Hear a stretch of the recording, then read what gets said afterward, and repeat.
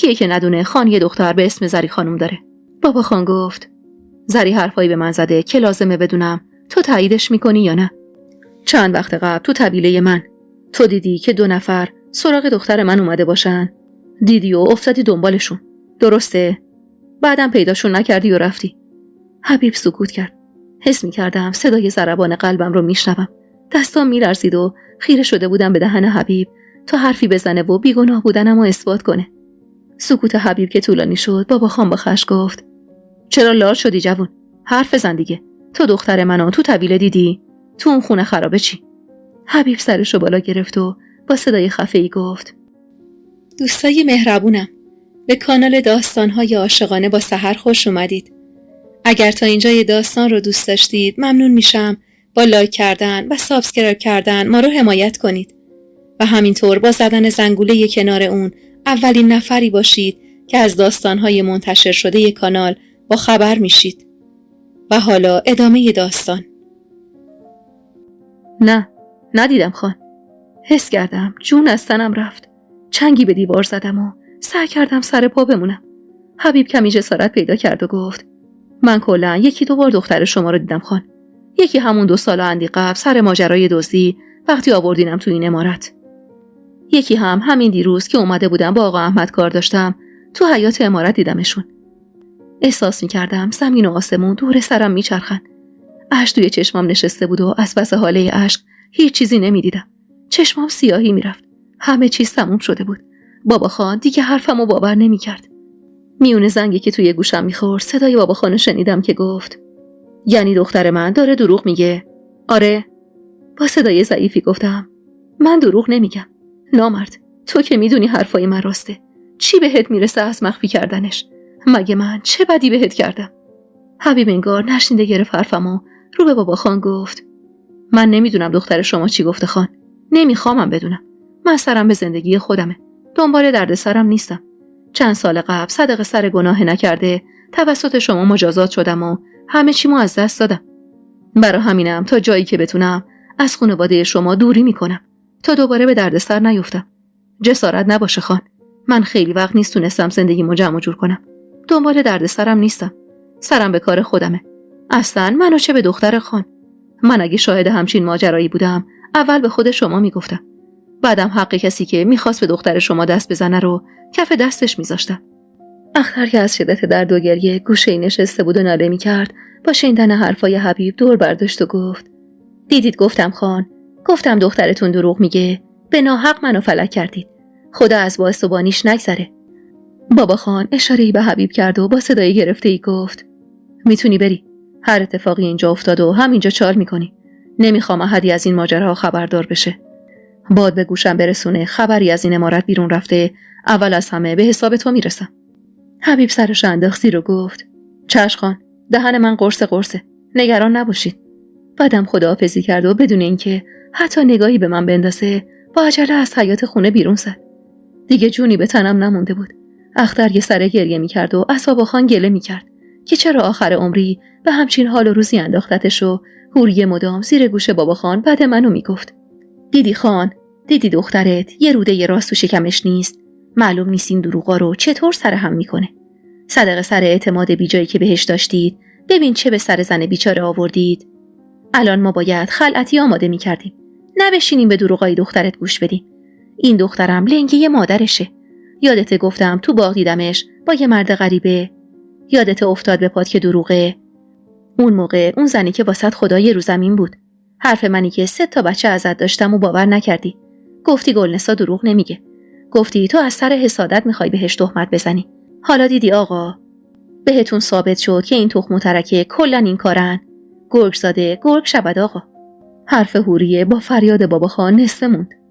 بسه، خفه شو. دهن تو ببند و گم شو از جلو چشمم. همتون گم شید. هیچ کسی رو نمیخوام ببینم. همه میدونستیم که بابا خان دیر به دیر عصبانی میشه. اما وقتی عصبانی میشه باید از جلوی چشمش دور بشیم. برا همینم حتی اختر با همون پاهای داغونش به سرعت به سمت اتاق خودش رفت. هوریه هم حرفشو نصفه رها کرد و پشت سر احمد به سمت نشیمن رفت. فقط من مونده بودم. منی که پشت سر بابا خان روی زمین نشسته بودم و نای تکون خوردن نداشتم. حس می‌کردم دستی دور گردنم حلقه شده و راه نفسمو بسته. بابا خان با کمری خمیده تر از قبل از جا بلند شد و به سمتم برگشت. اشک توی چشمم نشست و نالیدم. دروغ میگفت. به کی قسم بخورم که باورتون بشه بابا خان؟ ناراحت نگام کرد. انگار خودشم نمیدونست کار درست و غلط چیه. با 2 قدم کمی به هم نزدیک شد. چنگی به پای بابا خان زدم و با گریه گفتم من زورم به این آدما نمیرسه. زورم با آدمایی که واسه منافع خودشون 1000 جور دروغ سر هم میکنن نمیرسه بابا خان. من چی کار کنم؟ منی که هیچ پشت و پناهی ندارم چی کار کنم؟ چرا هیچ کس حرف منو باور نمیکنه؟ بابا خان دست انداخت زیر بغلم و بلندم کرد. از شدت گریه نفسم بالا نمی اومد. چشام تار میدید. اما با همون حالم اشک حلقه زده تو چشمای بابا خانم رو دیدم. غم نگاهش رو دیدم. بلند شدم ایستادم. کاش میمردم و غم چشمای تنها پناه زندگیمو نمیدیدم. بابا خان با دستای لرزون اشک صورتمو پاک کرد و با صدای گرفته‌ای گفت مادرت به خوابم اومده بود. وقتی صداش زدم ازم رو گرفت. گفتم گلنسا چرا از من رو میگیری؟ گفت مراقب تنها یادگاریم نبودی. گفت دخترکم رها کردی و پناهش نبودی. وقتی امروز وسط حیاط دیدمت برا لحظه‌ای انگار گلنسا جلو ایستاده بود. با همون حالتی نگاهم می‌کردی که گلنسا تو خواب نگام می‌کرد. پشیمون شدم از اینکه سپردم دست احمد و محمود. خواستم خودم پیگیر بشم و بفهمم راست و دروغ ماجرا چیه. نخواستم دینی به گردن مادرت داشته باشم. الان تو به من بگذاری. من چطور حرفتو باور کنم؟ نشدیدی حبیب چی گفت؟ اصلاً چرا هر بار به درد سر میافتادی این مرد پیداش میشد؟ چرا ماجرای طویله رو همون روز به خودم نگفتی؟ بابا خان حق داشت. حق داشت حرف منو باور نکنه وقتی همه علیه من بودن. با حالی خراب از جا بلند شدم و با صدای ضعیفی گفتم من دیگه نمیدونم چطور باید بیگناهیمو ثابت کنم. انگار همه دست به دست هم دادن تا منو بدبخت کنن بابا خان. فقط یه چیزی ازتون میخوام. اگه ذره‌ای واسهتون مهمم مراسم عقدو به هم بزنید. به خدا دق میکنم. ترجیح میدم وسط همین حیاط چالم کنید. اما دست اون مرد به هم نخوره. بابا خان بدون هیچ حرفی به سمت نشیمن رفت. احساس میکردم نمیتونه سرشو بالا بگیره و باعث و بانی حال و روزش فقط من بودم. جونی برای راه رفتن نداشتم. نیم ساعتی همونجا نشستم و وقتی دیدم هیچ کسی اهمیتی به حال روز من نمیده به سمت اتاقم رفتم. هنوز ظهر نشده بود که خونه شلوغ شد. خانواده هوریه برای بردن خلعتیا اومده بودن و هوریه به دروغ به همه گفته بود من سرما خوردم و بهتر استراحت کنم تا بتونم تو باقی مراسم شرکت کنم. سر و صداهای بیرون رو میشنیدم اما حتی لحظه‌ای دلم نمیخواست تو مراسم شرکت کنم. مگه احمد تو اون سالا برام برادری کرده بود که حالا از من انتظار داشت خواهرش باشم. خلعتیا برده شده بود و هماهنگی‌ها برای مراسم فردا انجام شده بود. از پشت پنجره می‌دیدم که چند مرد دیگای بزرگ و به حیاط پشتی می‌بردن. 2 نفرم مشغول تزیین حیاط با پارچه‌های رنگی بودن. منم تنها و خسته از روزگاری که سر سازش نداشت گوشه اتاقم نشسته بودم و منتظر بودم ببینم بابا خان چه تصمیمی در مورد زندگی میگیره. هوا تاریک شده بود و کارای مراسم فردا تموم شده بود. تو حال هوای خودم بودم که با شنیدن صدای آشنایی سریع از جا بلند شدم. صدای حبیب بود. کمی دورتر از اتاق من تو تاریکی حیاط عمارت داشت با احمد حرف میزد. در اتاق باز کردم و گوشمو تیز کردم. فقط خان نفهمه. واسه من دردسر میشه. نگاهی به اطراف انداختم. هیچ کس توی حیاط نبود و همه از شدت خستگی پناه برده بودن به اتاقشون. احمد و حبیبم پشتشون به من بود. یواشکی از اتاق بیرون زدم و به سمت در حیاط رفتم. طولی نکشید که حبیب سرخوش به سمت در حیاط اومد. تو تاریکی حیاط منو نمیدید. وارد دالان که شد از پشت دیوار پریدم جلوش. فریادی از ترس کشید و دستش رو روی قلبش گذاشت. با چوبی که توی مسیر از کنار در مطبخ برداشته بودم بدون اینکه ذره رحم و مروت داشته باشم ضربه محکمی به کتفش کوبیدم و گفتم واسه چی دروغ گفتی؟ نکنه خودت هم تو اون ماجراها دست داشتی؟ هان.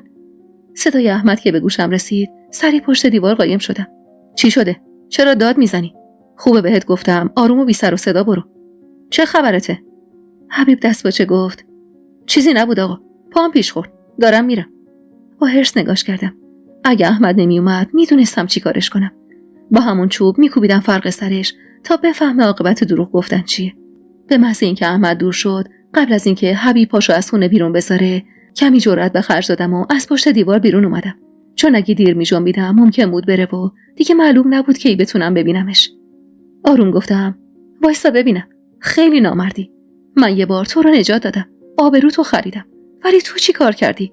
با بزدلی تموم دروغ گفتی. هر بلایی بعد از این سر من بیاد باعث و بانیش تویی. حالا هم گم شو برو بیرون. قبل از اینکه پاشو از در عمارت بذاره بیرون برگشت سمتم. نگاهم کرد و گفت حلالم کن دختر خان. من فقط ترسیده بودم. میترسیدم دوباره تو دردسر بیفتم.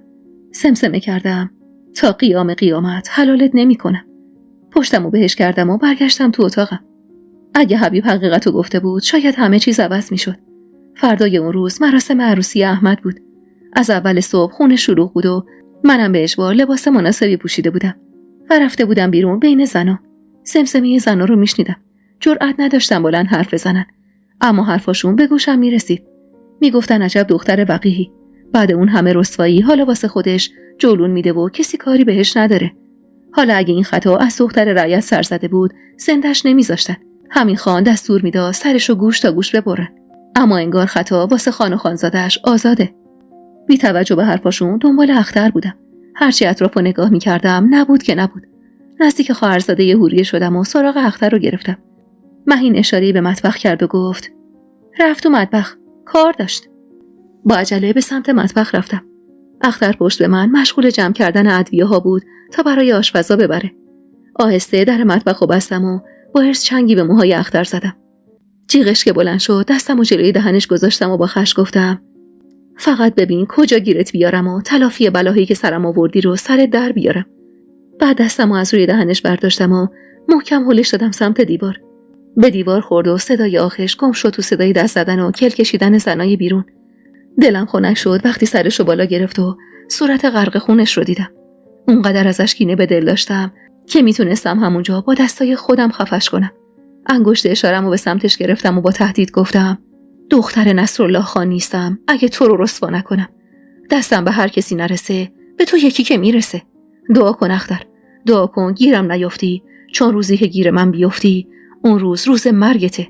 اون روز باید مرگ تو از خدا بخوای. و بعدم توفی توی صورتش انداختم و از مطبخ زدم بیرون. احمد وسط حیاط ایستاده بود و با شرم و خجالت سرش رو پایین انداخته بود. خاله ها و عمه ها دورش کرده بودن و مدام ذوقش رو می‌کردن. با نفرت نگاهمو ازشون گرفتم و به اتاقم پناه بردم. حوریه اونقدر سرش گرم مراسم بود که حواسش به غیبت من نبود. نمیدونم، شایدم از خداش بود که من تو مراسم پسرش نباشم. همچین دل خوشی از من نداشت که بخواد آبرومو حفظ کنه. همه صورت کبود و خونی اختر رو دیده بودن. انتظار داشتم به یه کار من بوده. اما وقتی حوریه با پیچش شد گفت حواسم نبوده و خوردم زمین خانم. مشخص بود حسابی از تهدید من ترسیده، چون اصلا جرأت نزدیک شدن بهمون نداشت. نزدیک نهار بود و من از بوی قیمه‌ای که توی حیاط پیچیده بود دلم داشت به هم میخورد. احساس میکردم سرم سنگینه و دل و رودم داره میپیچه به هم. به خودم دلداری میدادم که حتما مریض شدم. شایدم اثر موندن توی اون زیرزمین کذایی باشه. اما حقیقت ماجرا چیز دیگه ای بود. درد زیر شکمم بعد از ماجرای خونه خرابه، عقب افتادن دوره عادت ماهیانم، حالت تهوع و بی‌اشتهاییم از مریضی نبود. حقیقت ترسناک بود، اما لااقل خودم باید قبولش میکردم. من آبستن بودم. از عروسی احمد هیچی نفهمیدم. همش تو فکر این بودم که چطور از آبستن بودنم مطمئن بشم و اگه آبستن هستم چطور از شر بچه‌ای که اصلا نمیدونستم از کیه خلاص بشم. جوری که هیچ کسی نفهمه. شب و روز نداشتم. مدام کابوس میدیدم و اشکم لحظه‌ای بند نمی اومد. همه فکر میکردن علت حال و روز بدم مراسم عقدمه. خبر نداشتن که من حتی لحظه‌ای به اون مراسم کذایی فکر نمیکردم. اونقدر حال ندار و پریشون احوال بودم که 2 روز بعد از عروسی احمد بابا خان بعد از ماها اومد تو اتاقم. به عادت همیشه روی تشکم دراز کشیده بودم و پاهامو تو شکمم جمع کرده بودم و داشتم آروم آروم گریه میکردم. بابا خان که وارد اتاق شد سری بلند شدم و سر پای ایستادم. سرمو پایین انداختم تا صورت زرد و زارمو نبینه و زیر لب آروم سلام کردم. بابا خان مکسی کرد و گفت مراسم عقدو به هم زدم. با حیرت نگاش کردم. چیزی که شنیده بودم و باور نمی‌کردم. رو ازم گرفت و گفت اگه پریشون حال بودنت به خاطر نشستن سر سفره عقد با اون مرده، خیالت راحت، همه چیز تموم شد. اینو گفت و بدون معطلی از اتاقم بیرون زد. با رفتنش بعد از مدت‌ها لبخند محوی رو لبم نشست. لبخندم به خاطر به هم خوردن مراسم نبود. لبخندم به خاطر حمایت بابا خان بود. با تمام بی‌توجهیاش اما حواسش انگار به هم بود. فهمیده بود پریشونم و فکر کرده بود علتش مراسم عقدمه. مراسم عقد که به هم خورد کمی خیالم راحت شد. حالا به اندازه کافی وقت داشتم از شر بچه‌ای توی شکمم خلاص بشم. تازه عروس به خونمون اومده بود و حوری مدام در حال مهمونی دادن و مهمونی رفتن بود و اصلا حواسش به من نبود. 1-2 روز بعد از اون ماجرا وقتی حوریه گفت خواهرزن احمد ما رو دعوت کرده خونش، بهونه آوردم و گفتم نمیخوام تو جمع آدمایی باشم که پشت سرم حرف میزنن. حوریه هم اختر و سیف الله رو مأمور کرد تا چشم ازم بر ندارن و اجازه ندن کار خطایی بکنم یا از خونه بیرون برم. اختر که حسابی ازم میترسید و بعد از اون ماجرا سعی میکرد با من تنها نشه. سیف الله هم سرش به کار خودش بود و همین که من از در حیاط عمارت بیرون نمیرفتم براش کافی بود. نزدیک نهار که شد و همه از خونه بیرون زدن، به بهونه کشیدن غذایی که اختر درست کرده بود راهی مطبخ شدم. ته تاقچه ادویه ها ظرف زعفرون رو پیدا کردم. یادمه یه بار تو حرفایی که حوریه با خواهرش میزد شنیده بودم که زعفرون زیاد باعث سقط بچه میشه و امید داشتم تا بچه بزرگتر نشده بتونم از شرش خلاص شم. زعفرون رو برداشتم و مقدار زیادی تو کتری ریختم و گذاشتم تا جوش بیاد. بوی زعفرون پیچیده بود توی مطبخ و من با وسواس مدام سرک میکشیدم که نکنه سر و کله اختر پیدا بشه و بهم شک کنه. به هر حال اون عوضی میدونست اون خونه خرابه چی به سر من اومده. لیوانی برداشتم و زعفرون غلیظ رو توش ریختم و کمی که خنک شد یه نفس سر کشیدم. از تلخیش چره در هم کشیدم و چند لیوان آب خوردم تا کمی حالم بهتر شد. حالت تهوع امونمو بریده بود و میترسیدم استفراغ کنم و اثر زعفرونی که خوردم از بین بره. با عجله همه چیزو جمع کردم و برگشتم تو اتاقم. مدام راه میرفتم. بالا و پایین میپریدم و با گریه به خدا التماس میکردم نجاتم بده. 1 ساعت بعد دردی زیر دلم پیچید. سوق کردم و گفتم حتما بچه داره سقط میشه. با وجود دردی که داشتم لحظه‌ای نمینشستم. مدام راه میرفتم. بالا و پایین میپریدم و با مشت به شکم خودم میکوبیدم تا هر چه زودتر خلاص شم. دردم لحظه به لحظه بیشتر میشد و توانی برای سر پا ایستادن نداشتم. روی تشکم دراز کشیدم و تو خودم جمع شدم. با حس مایه گرمی روی پام با وجود درد شدید لبم به خنده باز شد. با خودم گفتم خلاص شدی زری. اما ساعتی بعد رفته رفته دردم کم و کمتر شد. سری از جا بلند شدم و به سمت مسترا رفتم. خونریزی داشتم اما اونقدر خونریزیم کم بود که بعید میدونستم بچه سقط شده باشه. با خودم گفتم اصلا شاید آبستن نباشم. 2 ماه عقب انداختن که دلیل نمیشد. باید یه جوری مطمئن میشدم. تو ده خودمون که نمیتونستم پیش کسی برم. باید فکرمو به کار مینداختم و راه دیگه‌ای پیدا میکردم. در نهایت راه حلی پیدا کردم. بابا خان یه عمه پیر داشت که تو ده دیگه‌ای زندگی میکرد و 7 تا دختر داشت و از قضا 3مین دخترش قابله بود. یادم قدیم‌ترا خیلی با هم رفت و آمد میکردیم. اما چند سال بعد از فوت مادرم حوریه به یکی از دخترای عمه تهمت زد که تو چشم به شوهر و زندگی من داری و اینجوری پای عمه و دختراشو از امارت برید. اما میدونستم بابا خان هر از گاهی به مناسبت عید و سال نو سری به عمش میزنه و منم گهگاهی باهاش میرفتم. صدقه سر نفرتی که از حوریه داشتن حسابی به من توجه میکردن. یا شایدم واقعا دوستم داشتن. نمیدونم. شایدم قصدشون در آوردن حرص حوریه بود. من باید به یه بهونه‌ای خودمو به خونه عمه میرسوندم. شاید ته این ماجرا به رسوایی کشیده میشد. اما نمیتونستم بشینم و دست رو دست بذارم. فردای اون روز قبل از اینکه بابا خان از خونه بره بیرون، از اتاقم بیرون رفتم و سد راهش شدم. بابا خان با دیدنم اخ می‌کرد و گفت: چیه؟ باز چی شده؟ لب کسیدم و گفتم: بابا خان، میشه بریم پیش عمه شیرین؟ دلم پوسید تو این خونه. با هم بریم و برگردیم. بابا خان با شک و تردید نگام کرد که سری گفتم: حق دارید به هم اعتماد نداشته باشید. برای همین میگم با هم بریم. نزدیک 2 ساله عمه و دختراشو ندیدم. دلم واسهشون تنگ شده. بابا خان کلافه گفت: خودمم خیلی وقت بهشون سر نزدم. صدقه سر درد سرایی که تو این مدت درگیرش بودیم. شنیدم شوهرش مریض احواله. اتفاقا دنبال فرصتی بودم تا برم به دیدنش. سری گفتم: پس امروز بریم؟ خیلی خوب. فعلا من بیرون کار دارم. ظهر که برگشتم حاضر شو میریم. با شوق ازش تشکر کردم و برگشتم تو اتاقم. باورم نمیشد که به همین سادگی تونسته بودم بابا خانو راضی کنم برفتم به اونجا. اما حالا باید یه نقشه‌ای میکشیدم تا بتونم با دختر عمه شیرین تنها بشم و ماجرا رو براش بگم. 1000 جور فکر تو سرم بود و تهش به هیچ نتیجه‌ای نمیرسیدم. با خودم گفتم اصلا بذار بریم اونجا حتما راهی برای تنها شدن باهاش پیدا میکنم. دل تو دلم نبود. دعا میکردم حدسم اشتباه باشه و عقب افتادن دورم دلیل دیگه ای داشته باشه. موقع نهار که شد، حوری تقی به در اتاقم زد و با طعنه گفت: شاهزاده خانم، تشریف بیار نهار. بابا خانتون امر کردن دختر دست گلشون سر سفره باشن. کم گند زدی به آب روش، بایدم اینجوری پشتت در بیاد. تو هم لنگه اون مادر لکاتتی. معلوم نیست چی به خورد خان دادید که حرفتون واسش عین آیه قرآنه. اهمیتی به حرفش ندادم و راهی نشیمن شدم.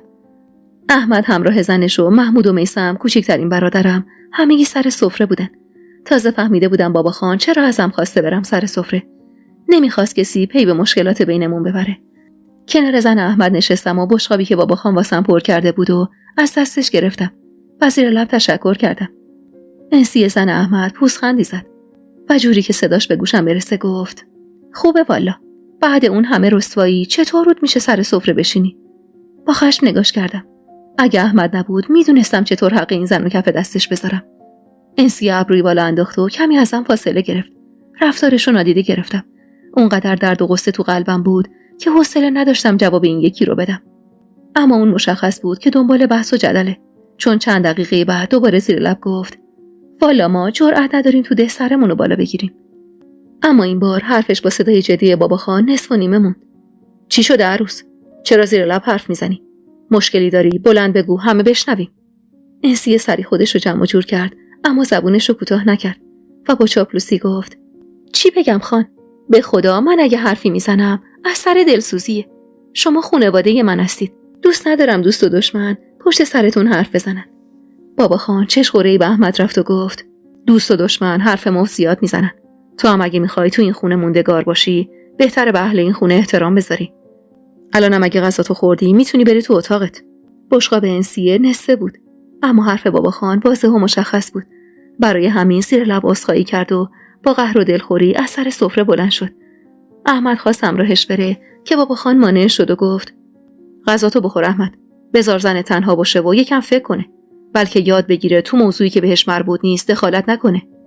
احمد نگاه بدی به من انداخت و مشغول خوردن غذا شد. بابا خان غذاشو که تمام کرد رو به حوریه گفت: کت منو بیار، میخوام یه سری به عمم بزنم. حوریه با کنجکاوی گفت: خیر باشه خان، طوری شده؟ نه، خیلی وقته بهشون سر نزدم. شنیدم شوهرش مریض احواله. میرم ببینم کم و کسری نداشته باشن. حوریه ناصاعدایی اومد و گفت: اگه لازمه منم بیام. بابا خانم ما اشاره‌ای به من کرد و گفت: حاضر شو زری، با زری میرم. چند باری که تنها رفتم سراغشو گرفتن. حوریه دهن باز کرد تا چیزی بگه، اما با نگاه تند بابا خان زبون به دهن گرفت. منم تندی رفتم و حاضر شدم. تو راه رفتم به ده عمه شیرین. بابا خان بعد از گلی کلنجار رفتم با خودش گفت: یه سوال ازت میپرسم زری، میخوام راستشو به من بگی. این اولین و آخرین باریه که این سوالو ازت میپرسم. لب گزیدم و ترسیدم از اون چیزی که میخواد ازم بپرسه، اما انگار خودشم نمیدونست چطور سوالشو بپرسه، چون بعد از گلی دست کردن گفت: اون نامه ها، حرفایی که پشت سرت میزدن، میگفتن دختر خان بی آبرو شده و سکوت کرده. میخوام بدونم علت به هم زدن نامزدیت با سیاوش چی بود؟ واسه چی وحید شب بله برون غیبش زد؟ چرا بعد از سیاوش به تموم خواستگارات جواب منفی دادی؟ چرا بعد اون ماجراها به هم ریختی؟ مدام تو اتاقت بودی و بیرون نمی اومدی. سکوت کردم. جوابی برای بابا خان نداشتم. یعنی دیگه فرصت جواب دادن رو از دست داده بودم. از طرفی اگه میفهمی دخترش رو شبونه بردن توی چادر رو بی آبروش کردن، از کجا معلوم قلب مریضش طاقت می آورد؟ اگه میگفتم و بلایی سرش می اومد، چطور با عذاب وجدانش سر می کردم؟ بعد از کمی سکوت گلوی صاف کردم و گفتم: من ترسیده بودم. اون نامه های تهدید واسه منم می اومد. از ترسم سکوت کرده بودم. برام نوشته بودن که نمیذارن روز خوش ببینم و ازدواج کنم. سیاوش رو پس زدم چون تحت فشار اون نوشته ها داشتم دیوونه می شدم. وحید مراسمو به هم زد چون یکی بهش گفته بود دختر خان دختر آبروداری نیست. بابا خان با تعجب گفت: واسه چی تو الان نگفته بودی واسط نامه میاد؟ کی واسط نامه می آورد؟ شونه بالا انداختم و گفتم: هر بار یه جوری اختر به دستم میرسون. یه بار میگفت تو کفشتون پیدا کردم، یه بار میگفت یه بچه بهم داده. بهونه‌های مختلف می آورد. نمیدونم چیکار کنم که شما باورتون بشه که اختر گناهکاره. هر بلایی سر من اومده باعث و بانیش اون بوده. سکوت بابا خان طولانی شد. اونقدر طولانی که رسیدیم در خونه عمه. بابا خان اتول داشت. اما معمولاً از اون فقط واسه رفتن به شهر استفاده می‌کردن. همیشه هم احمد پشتش میشست. اما هر از گاهی هم مثل امروز بابا خان خودش رانندگی می‌کرد. اونجا که رسیدیم اتولو خاموش کرد و گفت فعلا بریم پیش عمه. وقتی برگشتیم به حساب اخترم میرسم. قطعاً زیر شکنجه های میرزا نمیتونه سکوت کنه یا دروغ بگه. میرزا یکی از آدمای معتمد بابا خان بود. یه مرد هیکلی و قد بلند که همیشه اخماش تو هم بود. حوری همیشه میگفت انگار هیچ قلبی تو سینه این مرد نیست. و میرزا به دلیلی که هیچ کدوم از ما نمیدونستیم به شدت خودشو به بابا خان مدیون میدونست. محال بود بابا خانم چیزی ازش بخواد و میرزا نه بگه. به خاطر بیرحمیش بود که هر بار بابا خان میخواست از زیر زبون کسی حرف کشه و خودش حریفش نمیشد، اونو به میرزا میسپرد. بابا خان ضربه‌ای به در همیشه باز خونه عمه زد و یا اللهی گفت. صدای پرشوق عمه به گوشم رسید. الهی قربون قدمت برم عمه. خوش اومدی. صفا آوردی. ای پسر بی معرفت. این همه وقت سری به عمه پیرت نزدی؟ نگفتی یه عمه دارم که یه پاش لب گوره و امروز نرم دیدنش ممکنه فردا مجبور بشم برم سر خاکش. عمه ذاتاً پر حرف بود. به قول خودش خدا چونه محکمی بهش زده بود. با وجود سن بالاش سرحال بود و قبراق. جلوی پای بابا خان از جا بلند شد و محکم بابا خانو بغل گرفت و شونه‌شو بوسید. چشمش که به من افتاد با صدای بلندی گفت ببین کی اومده. سریع بی معرفت. ای دختر بی محبت. بیا جلو ببینم. بعد از مدت‌ها خنده به لبم اومد. عمه شیرین هرچند پیرزن حرافی بود اما به شدت منو دوست داشت. فرو رفتم توی آغوش گرمش و سراغ دخترها رو ازش گرفتم. تعارف کرد روی گیلیم بشینیم و همونطور که قلیونشو به بابا خان تعارف میکرد گفت دیگه همشون ازدواج کردن عمه جان. خدا رو شکر هر کدوم رفتن سر زندگی خودشون. من موندم و آقا عبدالله اونم از صبح زود میره سر زمین. خودش یه کاری از دستش ساخته نیست. یکم هم مریض احواله. اما میگه آدمیزاد تا زنده است باید زندگی کنه. هرچی بهش میگم مرد حسابی. با این سرفه ها چرا پا میشی میری از خونه بیرون؟ 2 روز استراحت کن بلکه بهتر بشی. میگه نه. میگه آدمیزاد اگه درازکش شد دیگه بلند شدنش با خداست. چی بگم والا؟ بازم خدا رو شکر. از پس کارای خودش برمیاد. سرش هم گرمه و کمتر به جون من پیرزن غر میزنه. من موندم تو این خونه درندشت و پسر کوچیکه معصومه. دختر سومیمو میگم. قابله دهه. ماشاءالله واسه خودش برو بیایی داره. پسرش هم اکثرا پیش ماست تا تنها نباشیم. هر از گاهی هم به خونه‌شون سر میزنه. اما خودشم بیشتر وابسته منه و اینجا راحت تره. حلیمه هم 2 سالی هست با شوهر و بچه‌هاش رفته شهر. بقیه‌شون هم خدا نگهشون داره. همینجان. دختر حلیمه اما شوهر کرده و همینجاست. دعوتتونم کردم. اما اگه یادتون باشه پاتون شکسته بود و نتونستید بیاید. منم که میدونی خان. وسیله‌ای ندارم که بهتون سر بزنم. اما هر کسی به ده شما رفت و آمد داره ازش سراغتون رو میگیرم. حرفای عمه تمومی نداشت و من دل تو دلم نبود که معصومه رو ببینم. پریدم وسط حرف عمه و گفتم عمه دخترا نمیان اینجا. خیلی دلم براشون تنگ شده. عمه از جا بلند شد و گفت چرا نیان عمه؟ صبر کن ببینم کسی رو تو کوچه پیدا میکنم بره بهشون خبر برسونه. نیم ساعت بعد همه دخترای عمه که توی اون آبادی بودن با بچه‌هاشون اومده بودن و بچه‌ها اونقدر سر و صدا می‌کردن که صدا به صدا نمی‌رسید. بابا خانم که دید جمع زنون جمعه معصب رو به عمه گفت عمه من میرم سر زمینا یه سری با آقا عبدالله میزنم. تا اون موقع سریم رفع دلتنگی میکنه. میخوام قبل تاریکی هوا برگردیم ده. برو عمه جان. اما به روح برادرم نمیذارم امشب برید. بعد مدت‌ها اومدی سری به عمت بزنی. مگه میذارم شام نخورده بری؟ بابا خان لبخندی زد و با گفتن اینکه انشاءالله سر یه فرصت دیگه با حوریه و پسرا مزاحم میشیم سری از جا بلند شد و از خونه زد بیرون. با رفتنش سری رفتم و نزدیک معصومه نشستم. حدوداً 40 ساله بود. 2 دختر بزرگش شوهر کرده بودن. یه دختر و 2 پسر دیگه هم داشت و به قول عمه سرش حسابی شلوغ بود. نزدیک شدم و بعد از کلی کلنجا رفتم با خودم. بالاخره دلو به دریا زدم و با نگرانی گفتم میگم من یکم زیر دلم درد میکنه. دورم هم عقب افتاده. میشه بریم تو اتاق من یه چیزی رو نشونت بدم؟ معصومه گیج از حرفای بی سر و ته من سری تکون داد و گفت پاشو بریم تو اتاق کوچیکه. تا بقیه خواهراش مشغول صحبت بودن و عمه داشت براشون پرچونگی میکرد و بچه‌ها تو سر و کله هم میزدن. رفتیم تو اتاق کوچیکه. پشت سرش وارد اتاق شدم. نمیدونستم کارم درسته یا نه.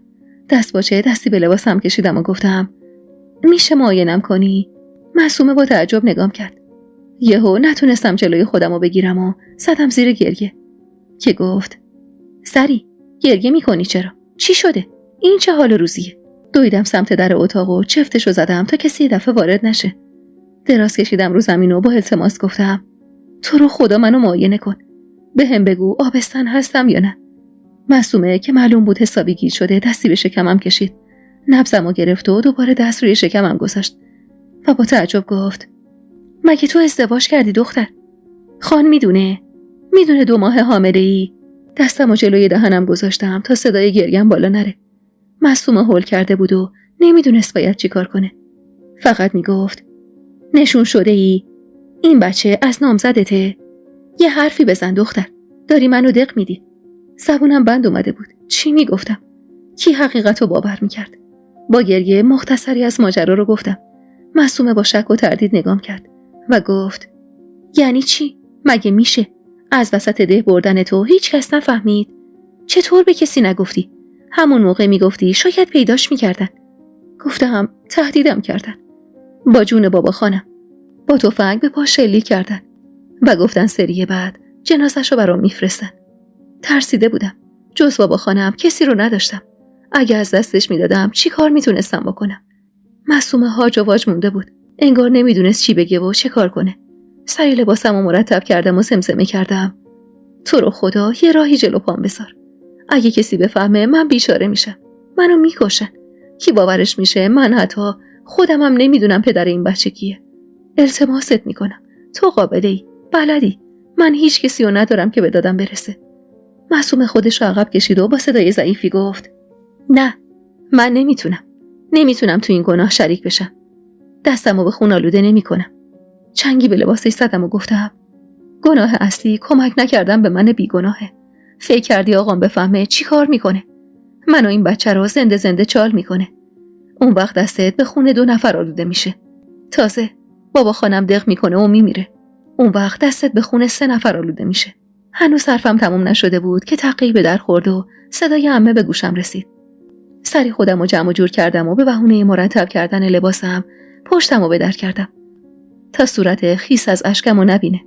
معصومه هم تو چشم بر هم زدنی قبل از اینکه عمه بخواد در رو باز کنه سری چفت در رو کشید و اونو باز کرد. به محض باز شدن در عمه با کنجکاوی گفت چی شده؟ چرا اومدین تو اتاق؟ معصومه با گیجی گفت طوری نیست ننه. سری یکم دل درد داشت، ازم خواست معاینش کنم بهش دارو بدم. بعدم رو به من گفت دل دردت مال عقب افتادن دورته. بمون برم از خونه برات جوشونده بیارم. اینو گفت و با عجله از اتاق بیرون رفت. با رفتنش عمه با کنجکاوی گفت سری گریه میکنی مادر؟ سری صورتمو خوش کردم و به سختی لبخندی زدم و گفتم نه عمه، یکم دلم درد میکنه. طوری نیست. خیلی خوب عمه، اگه دردت زیاده یکم استراحت کن. میگم معصومه خودش جوشونده رو برات بیاره. بمیرم برات عمه. زیر دست اون حوریه مادر مرده معلوم نیست چی میکشی که اینقدر زرد و زار شدی. بعدم همونطور که زیر لب حوریه رو فوش میداد از اتاق بیرون رفت. منم از خدا خواسته گوشه نشستم و پاهامو تو شکمم جمع کردم و به بچه‌ای فکر کردم که قرار بود سند مرگم باشه. سند رسوایی و بی‌آبرویی. چی کار باید میکردم؟ چطور به بابا خان میگفتم همچین بلایی سرم اومده؟ نیم ساعت بعد معصومه در حالی که لیوانی به دست داشت با اخمای در هم وارد اتاق شد. مشخص بود هنوز 2 دله و بین 2 راهی مونده. وقتی منو با اون صورت زرد و زار دید کنارم نشست و با ترس گفت عواقب این کار دامن من بدبختو هم میگیره. کم تو زندگیم بدبختی ندارم که. فقط کم مونده بود باعث سقط یه بچه بشم. ای خدا، آخه چی کار کردی دختر؟ چطور نفهمیدی همچین بلایی سرت آوردن؟ هرچی فکر میکنم هیچی با هم جور در نمیاد. اصلا حرفات با هم نمیخونن. زری، یه وقت به من دروغ نگی یا به خدا من دست و دلم میلرزه. چی کار کنم؟ نمیتونم کمکت کنم. نمیتونم دست رد به سینت بزنم. ای خدا، ببین چطور گرفتار شدم. مدام غرغر میکرد و مستقیم و غیر مستقیم میگفت داری به هم دروغ میگی. میگفت حتما با یکی بودی و حالا میخوای خودتو بیگناه جلوه بدی. واقعا از حرفاش دلم شکست. اما با خودم گفتم وقتی بابا خانت بهت اعتماد نداره و حرف نوکر خونه رو گوش میده چه انتظاری داری از دختر عمه‌ای که سالهای ساله اصلا ندیدیش؟ لیوانو به سمتم گرفت و با اکراه گفت اینو بخور. اگه سن حاملگی تو درست حد زده باشم و هنوز کم باشه بچه میافته. اما بهت قول نمیدم. اصلا جلوی خواست خدا رو که نمیشه گرفت. خدا که بخواد طفلی به دنیا بیاد، بنده خدا چی کار است که جلوشو بگیره؟ خواستم لیوانو از دستش بگیرم که دستشو عقب کشید و گفت به خدا من بیچاره میشم. من تو عمرم همچین غلطی نکردم. من زنای زیادی رو درمون کردم تا صاحب بچه بشن. حالا بیام و با حسابانی مرگ یه بچه شم. کلافه نفس عمیقی کشیدم و از جا بلند شدم و به سردی گفتم نمیخوام معصومه خانم. نمیخوام شما رو تو این گناه شریک کنم. خودم یه فکری برای بدبختی خودم میکنم. فقط شما رو قسم میدم. به جون هر کسی که دوست دارید قسمتون میدم راز منو پیش کسی برملا نکنید که اگه این کارو بکنید با حسابانی مرگ من خود شمایی. معصومه با ترس نگام کرد. میدونستم به حساب خودش زن خدا ترسیه. واسه همینم دوباره گفتم پس یادت باشه اگه راز منو برملا کنی خون من به گردن شماست. اینو گفتم و از اتاق بیرون زدم. با خودم گفتم آب از سرت گذشته سری. چی کار میتونی بکنی؟ حتی اگه معصومه به کسی نگه بازم رسوا میشی. دیگه تا موقع اومدن بابا خان حتی کلمه ای حرف نزدم. دلم میخواست زار بزنم. از خدا گله داشتم که چرا تو همچین شرایطی گرفتار شدم. هنوز هوا تاریک نشده بود که بابا خان پیدا شد. با وجود اصرارای عمه و شوهرش برای موندن بهونه آورد که توی ده کار داره و ازم خواست زودتر بریم. قبل از رفتن معصومه که بعد از فهمیدن ماجرا رنگ به صورتش نمونده بود به هم نزدیک شد و آهسته گفت اونی که باعث و بانی این رسوایی شده رو پیدا کن. مجبورش کن غلطی که کرده رو گردن بگیره. تا شکمت بزرگ نشده این رسوایی رو جمعش کن. با دلخوری نگاش کردم و زمزمه وار گفتم من بهتون دروغ نگفتم. حالا شما میخواید قصه توی ذهن خودتون رو باور کنید دیگه تقصیر من نیست. اینو گفتم و سری همراه بابا خان شدم. و تا رسیدم به ده سکوت کردم و چشم بستم تا بابا خان ازم سوالی نپرسه. فقط دلم میخواست برسیم به ده و ببینم آقام با اختر چی کار میکنه. وارد عمارت که شدیم از توی همون حیاط بابا خان با صدای بلندی اختر رو صدا زد تا خوراکیایی که عمه به زور تو اتومبیل گذاشته بود و پیاده کنه. 2-3 بار اسم اختر رو برد و جواب نداد. حوریه با عجله از نشیمن بیرون زد و رو به بابا خان گفت سلام خان، خوش اومدین. اختر نیست. یعنی چی نیست؟ کدوم گوری رفته این موقع شب؟ حوریه دست باچه شد. مشخص بود اتفاقی افتاده که نمیخواد به بابا خانم بگه. با صدای لرزونی سیف الله رو صدا زد و گفت بیا ماشینو خالی کن سیف الله. بابا خان بی توجه به حرف حوریه صداشو بالا برد و گفت کریزن نشیدی چی گفتم؟ اختر کجاست؟ حوریه کمی دست کرد و گفت رفته خان. سر قبرش رفته؟ کجا رفته؟ چرا نصف نیمه حرف میزنی؟ بابا خان که صداشو بالا برد احمد به سرعت از اتاقش بیرون اومد و گفت بریم تو بابا خان، خسته ی راهید، بهتون میگم چی شده. با اصرار احمد بابا خان به سمت نشیمن رفت. اول خواستم برم تو اتاقم و دنبال راه چاره‌ای باشم، اما دلم میخواست بدونم اختر کجا رفته و اصلا چرا رفته. در نشیمن که بسته شد بی توجه به زن احمد که لبه حوض نشسته بود و داشت دست و صورتشو میشست پشت در فالگوش وایسادم. صدای گرفته احمد به گوشم رسید. 1 ساعت بعد از رفتن شما بود که متوجه غیبت اختر شدیم. اول فکر کردیم رفته سری به برادرش بزنه. بعد که غیبتش طولانی شد چون سابقه نداشت بدون خبر جایی بره، ننم رفت اتاقشو گشت. اختر رفته آقا جون، تموم وسایلاشو برده. علاوه بر اون چند تیکه از طلاهای مادرم هم گم شده. مار تو آستین داشتیم آقا جون. صدای فریاد بابا خان باعث شد از جا بپرم. رفته؟ کدوم گوری رفته؟ یالا با محمود میرید تک تک خونه های این آبادی رو میگردید. این زنی که حتی اگه آبم شده باشه و تو زمینم رفته باشه واسم پیداش میکنید و میاریدش هم اینجا. رفتیم آقا جون، تا فهمیدیم با محمود و میثم و سیف الله رفتیم. همه جا رو دنبالش گشتیم اما نیست. رفته. اونقدر فرصت داشته تا از ده دور بشه. چند نفر دیدنش که از جلوی در خونه سوار یه گاری شده. گفتن یه مرد جوون کنارش بوده که تا اون روز تو ده ندیدنش. از اهالی ده خودمون نبوده. سکوت کوتاهی برقرار شد و بعدش بابا خان گفت پس زری راست گفته. حتما طلاهای زری رو هم این زنی که ازش دزدیده. بعدم با صدای بلندی اسمم صدا زد. دستی به لباسم کشیدم و بعد از مکث کوتاهی وارد نشیمن شدم. بابا خان با صورتی برافروخته در حالی که مدام تو نشیمن راه میرفت با خشم گفت تحویل بگیر حوریه. اونقدر پشت اون زنی که یه هرزه در اومدی هی گفتی اختر چند سال تو دست و بال من کار میکنه. محال دروغ بگه. هی این دختر رو دروغگو جلوه دادی. تحویل بگیر. اینم اون زنی که پشتش در می اومدی. اونقدر هرس خورده بود که صورتش قرمز شده بود. نگران جلو رفتم و تا خواستم حرفی بزنم بابا خان دستش رو روی قلبش گذاشت و آخی گفت. تا به خودمون بیایم. بابا خان زانوش خم شد و روی زمین افتاد. جیغی کشیدم و جلو رفتم. احمد سراسیمه جلو دوید و عجیب بابا خان قرصی در آورد و گذاشت تو دهنش و سریع لیوان آبی رو به خوردش داد. اش صورتم رو خیس کرده بود و مدام بابا خانم رو صدا می‌زدم تا بلکه حرفی بزنه. نیم ساعتی طول کشید تا حال بابا خان کمی بهتر شد. دستش اما هنوز روی قلبش بود و صداش می‌لرزید. با دست اشاره‌ای به من کرد تا نزدیکش برم. جلو رفتم و دستشو بوسیدم و دوباره گریم گرفت. بابا خان با صدای خفه‌ای گفت: چی کارت کردم بابا؟ تو اون خونه خرابه چه بلایی سرت آوردن؟ فقط طلاهاتو بردن مگه نه؟ نگاش کردم. اگه حقیقتو میگفتم این بار بابا خانم جون سالم به در نمیبرد. اگه اون طوریش میشد من دیگه کسی رو تو این دنیا نداشتم. حقیق کنان گفتم: آره بابا خان، فقط طلاهامو بردن. نفس راحتی کشید و گفت: خدا رو شکر، طلاها فدای یه تار موت. خدا رو شکر که بلایی سر خودت نیاوردن. احمد، محمود، با جفتتونم. آبادی به آبادی، خونه به خونه میگردید. از امروز تا زمانی که اختر رو پیدا کنید هیچ کار دیگه ای ندارید. فقط باید این زنی که یه مارصفت رو برای من بیارید. باید بفهمم کی پشت این ماجرا هست. کی کمر بسته به نابودی زندگی من و آبروی من. احمد چشمی گفت و همراه محمود از نشیمن بیرون زدن. با رفتن اونا حوری کمی جرأت به خرج داد و گفت: خان، میگم یه وقت فکر نکنی دارم طرف این زنو میگیرم. اما اگه به زور برده باشنش چی؟ اگه با پای خودش نرفته باشه چی؟ بابا خان با خش گفت: بس کن دیگه حوریه.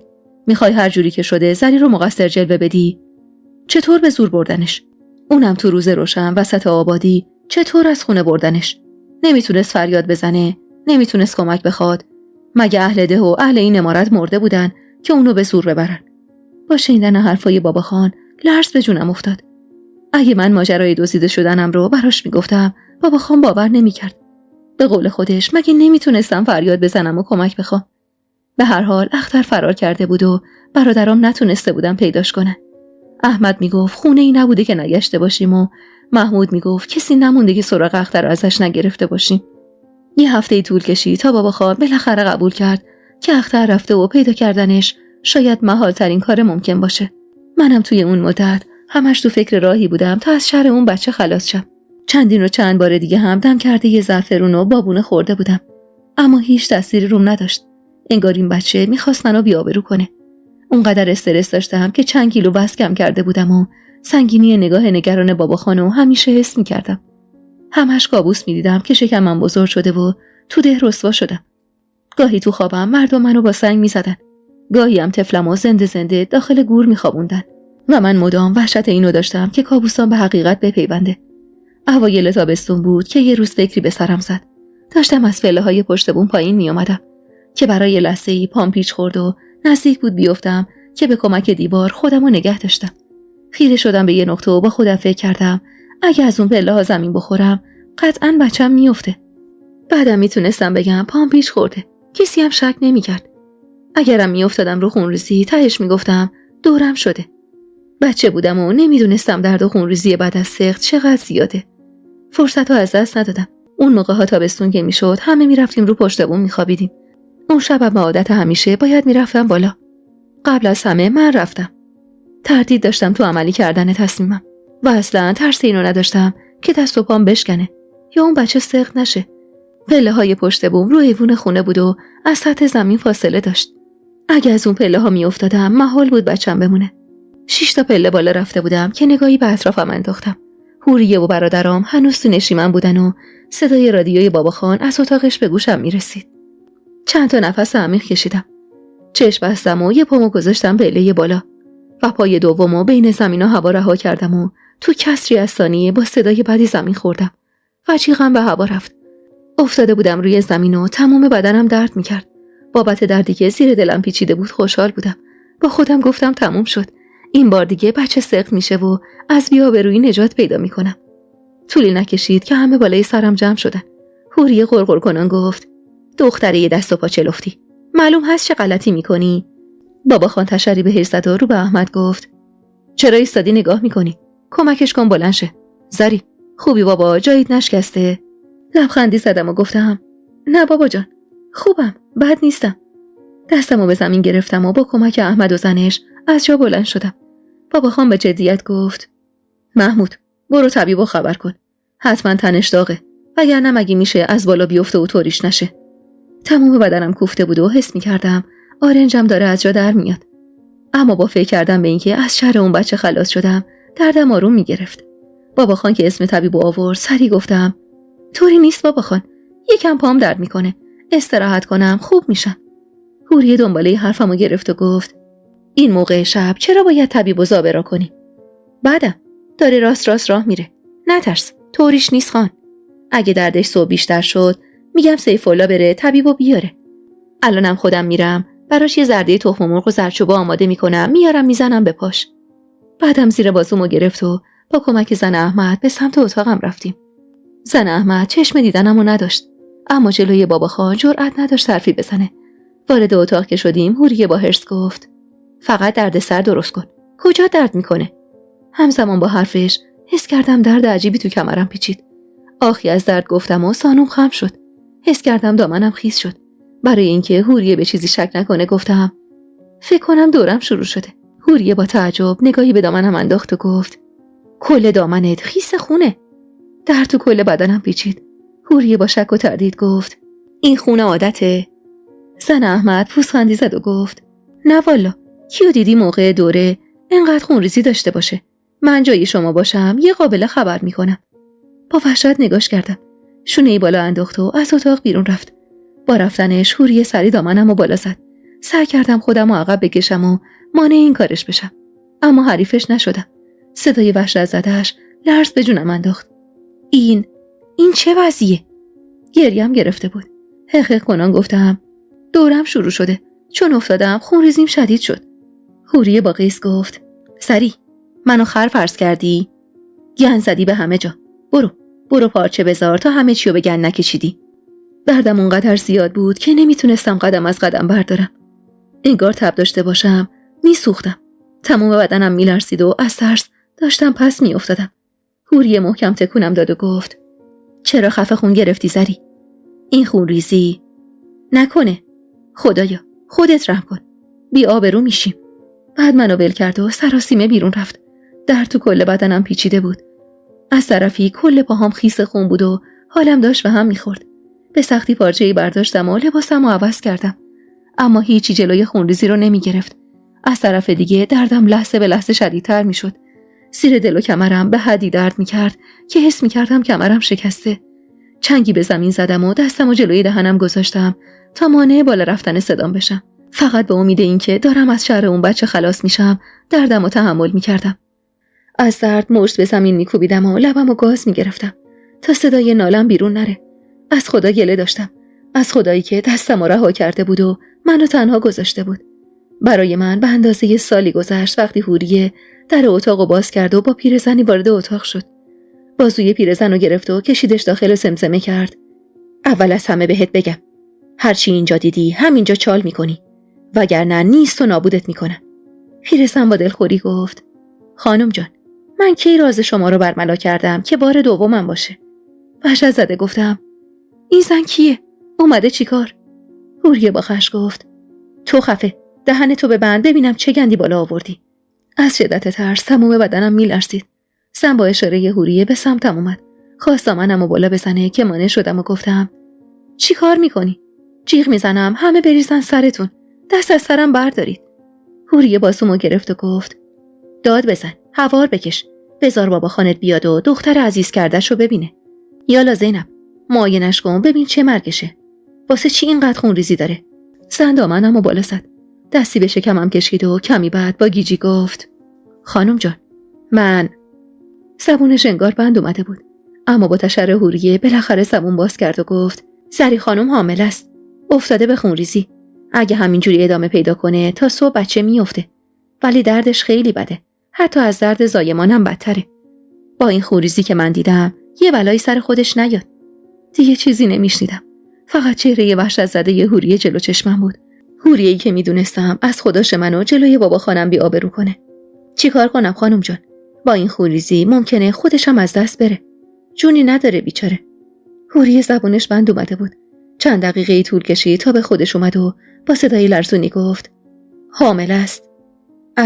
از کی؟ از کی حامله ای هرزه؟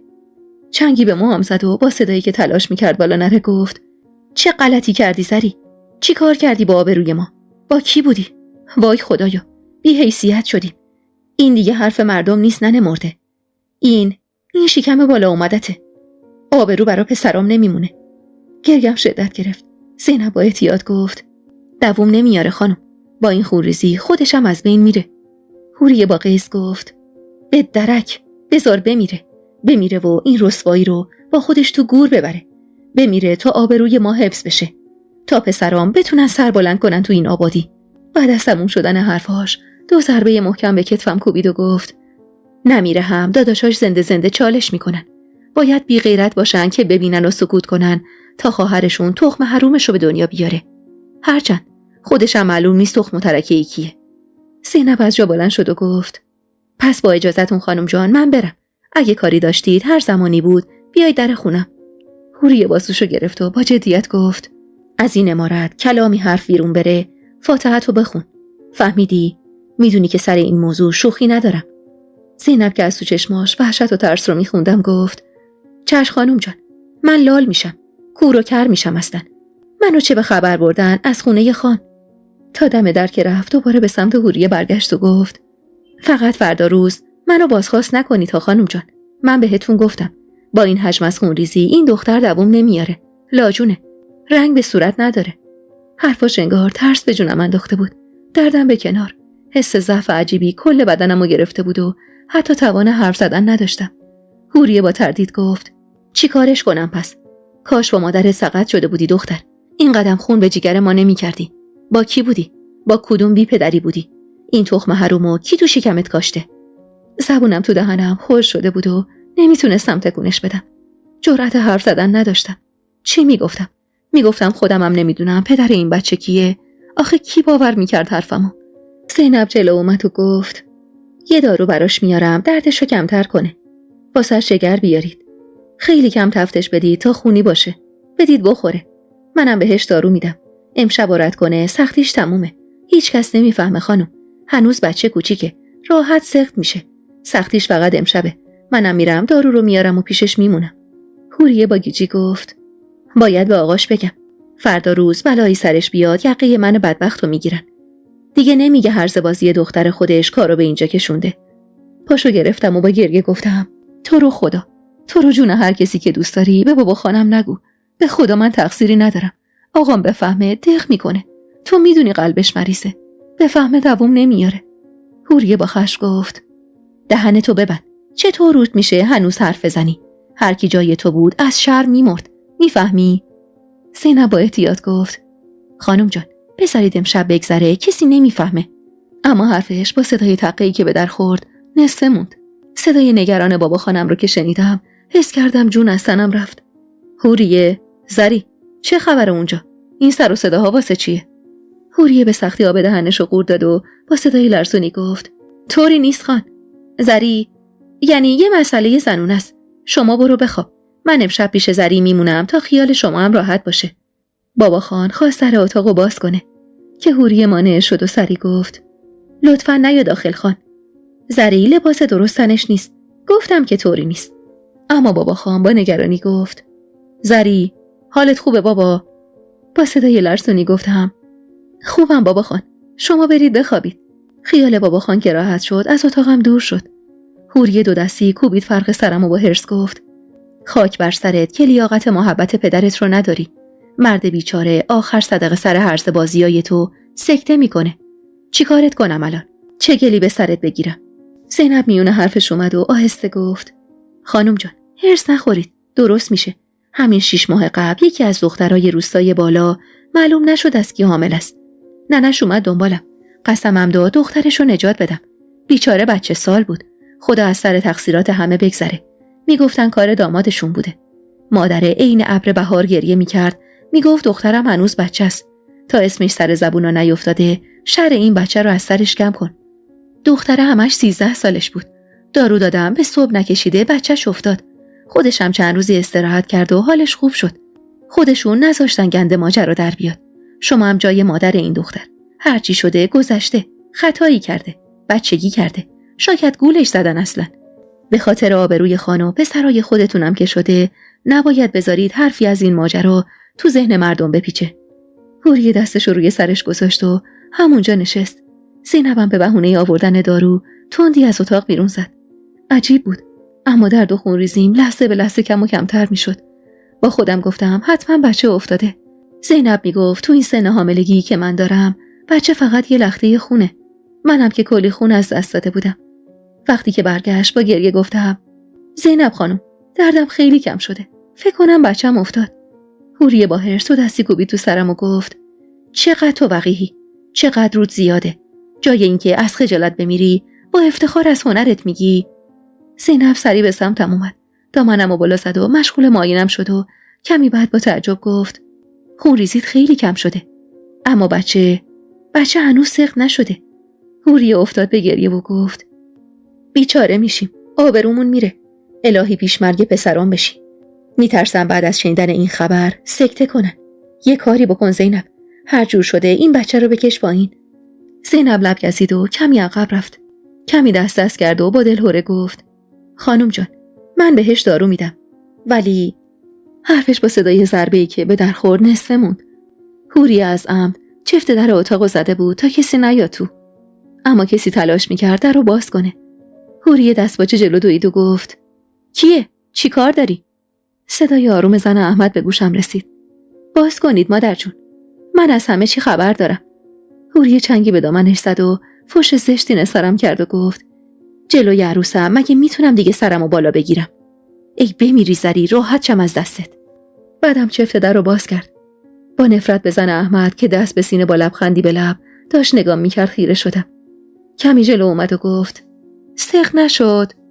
حوریه دستپاچه گفت چی سقط نشد؟ از چی حرف میزنی؟ پوزخندی زد و ادامه داد مادر جون به من دروغ نگید. یادتون رفته مادر من راه به راه بچه سقط میکرد. من تا حال زری رو دیدم فهمیدم. اول خواستم به احمد بگم اما ترسیدم بلایی سر این دختر بیاره و قوزه بالا قوز بشه. از شدت شرم حتی روم نمیشد سرمو بالا بگیرم. زن احمد سرکی کشید و گفت نیفتاد بچهش. معلومه کمرش خیلی سفته. چون یکی دو بارم دیدمش که دمنوش زعفرون میخورد. بچه‌ای که با این همه دمنوشو سر به نیفته معلومه قراره به دنیا بیاد و رسوایی به بار بیاره. بعدم با خونسردی گوشه اتاق روی چند تا بالشی که روی هم قرار گرفته بود نشست و گفت خب چه کاریه؟ بریدونی که این غلطو کرده پیدا کنید بیاریدش تا مسئولیت کاری که کرده رو به عهده بگیره. هنوز که ماه حاملگیش بالا نرفته. میتونن عقد کنن و یه مدت برن شهر. یه سال دیگه هم با یه بچه چند ماه برگردن یا اصلا همون شهر بمونن. من که جونی به تن نداشتم لرز بدی به جونم افتاده بود و تو خودم جمع شده بودم. زینب نگاهی به من انداخت و گفت منم بعید میدونم این بچه به این راحتی سقط بشه. باز هر جور خودتون صلاح میدونید خانم جان. زن احمد نیم نگاهی به من انداخت و گفت خب چرا لالمونی گرفتی؟ چرا نمیگی کی این غلطو کرده؟ اسمشو ببر. احمد و محمود میرن حتی شده جنازه‌شو میارن سر سفره عقد. چی باید میگفتم؟ من خودم هم نمیدونستم کی این بلا رو سرم آورده. اما کی باورش میشد؟ فشار حوریه و عروسش که بیشتر شد با بغض گفتم نمیدونم. به خدا نمیدونم کار کی بوده. حوریه حمله ور شد به سمتم. چنگی به موهام زد و صداش ناخودآگاه بالا رفت. مگه میشه ندونی؟ لکاته. نمیدونی زیر خوابه کدوم بی پدری شدی؟ نمیدونی با کی بودی؟ ما رو چی فرض کردی؟ گریم شدت گرفت. زینب به سختی حوریه رو ازم جدا کرد.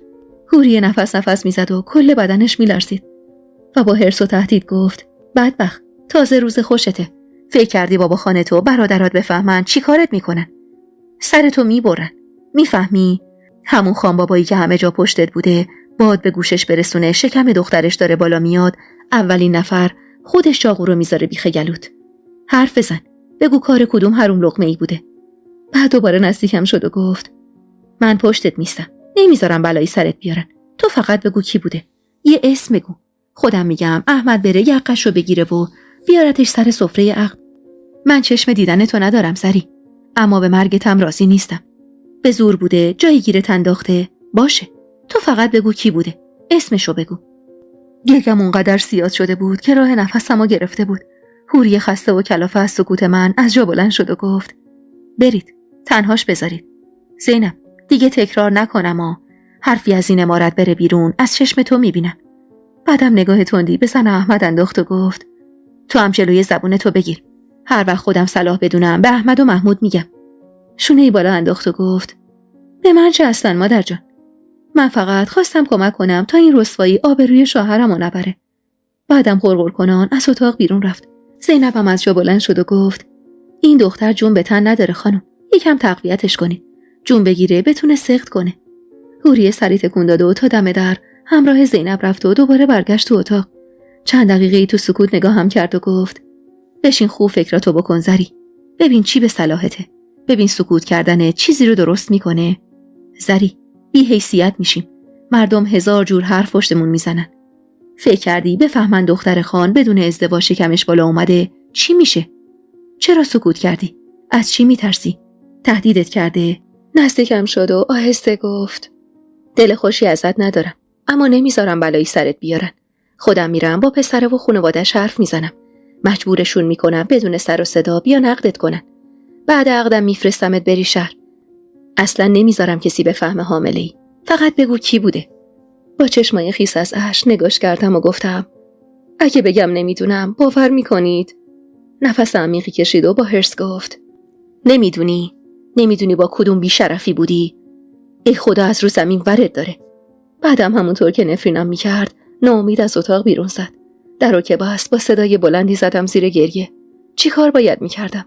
تا صبح اونقدر گریه کردم که دیگه جونی به تنم نمونده بود. خون ریزیمم کامل قطع شده بود. همش مشت به شکمم میکوبیدم و به خدا التماس میکردم شر این بچه رو از سرم کم کنه. نمیدونم کی خوابم برد، اما صبح با صدای حرف زدن دو مرد چشم باز کردم. یه پار شربت و یه لیوان کنارم بود. گمونم حوری دلش برام سوخته بود و اینا رو شبونه آورده بود بالا سرم گذاشته بود. اونقدر ضعف داشتم که یه نفس بارشو بالا بردم و تا نصفی از اونو سر کشیدم. به سختی از جا بلند شدم. سرم گیج میرفت. از گوشه یه پنجره نگاهی به حیاط انداختم. حبیب دم دالون حیاط ایستاده بود و داشت با احمد حرف میزد.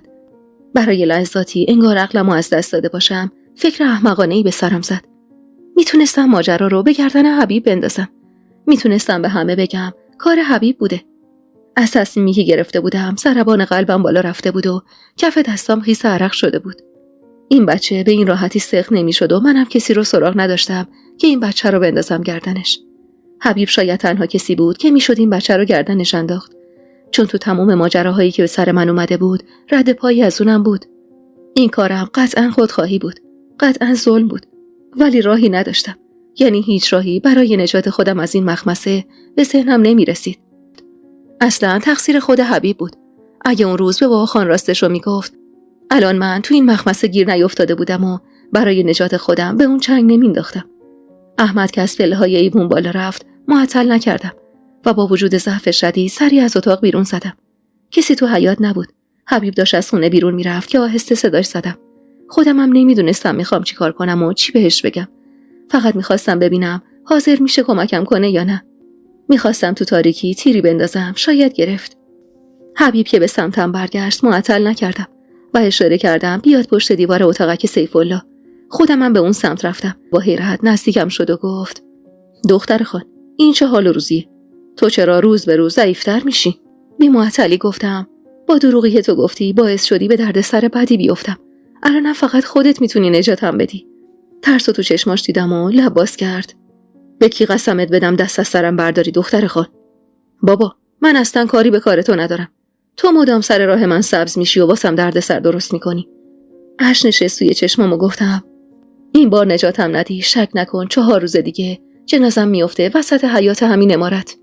این بار دیگه نمیتونم جون سالم به در ببرم. بعدم سعی کردم شرم و حیا رو کنار بذارم. اصلا اونقدر وضعیت حاد بود که نمیشد به هیچی فکر کرد. تنها چیزی که مهم بود این بود که بتونم آبروی خانواده‌مو بیشتر از این نبرم. بتونم یه کاری کنم کمتر سرشون زیر بیفته. واسه همین با التماس گفتم تو شاهد همه چی بودی. تو دیدی چطور میخواستن تو طویله بی آبرون کنن. تو دیدی وسط اون خونه خرابه بیهوش افتاده بودم. یه بار با دروغت منو به درد سر انداختی. این بار بیا و مردونگی کن و نجاتم بده. از تو چشماش خوندم که انگار دلش به رحم اومده، چون با تردید گفت چیکار باید بکنم؟ نمیتونستم چطور بهش بگم. لب گزیدم و با صدایی که انگار از ته جاه بیرون میومد گفتم این رسوایی رو گردن بگیر. با وحشت نگام کرد. لب باز کرد تا حرفی بزنه که صدای متعجب حوریه به گوشم رسید. اینجا چه خبره؟ ترسیدم و چند قدمی عقب رفتم. حوریه با خش جلو اومد و گفت پرسیدم اینجا چه خبره؟ خلوت کردید؟ چی میگفتید به هم؟ زری؟ نکنه. از فرصت استفاده کردم و سری گفتم من نمیخواستم. بهم گفت اگه نگم آبرومو میبره. حبیب با حیرت گفت چی میگی؟ من چی کار تو داشتم؟ تو اومدی منو کشوندی اینجا.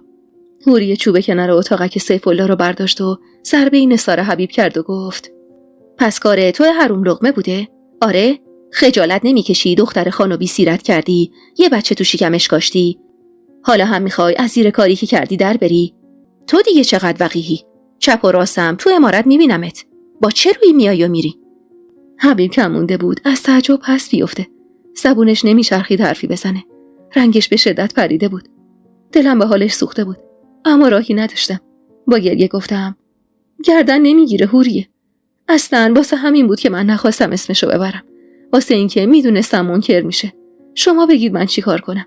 حبیب زبون باز کرد و گفت عجب جونوری هستی تو. چطور میتونی اینقدر راحت دروغ بگی؟ والا بلا من دستم بهش نخورده. اصلاً منو چه به این غلطا، منو چه به دختر خان، یکی دیگه این غلطو کرده. میخواید به زور گردن من بندازید؟ کاری نکنید داد و هوار بکشم و رسواتون کنم.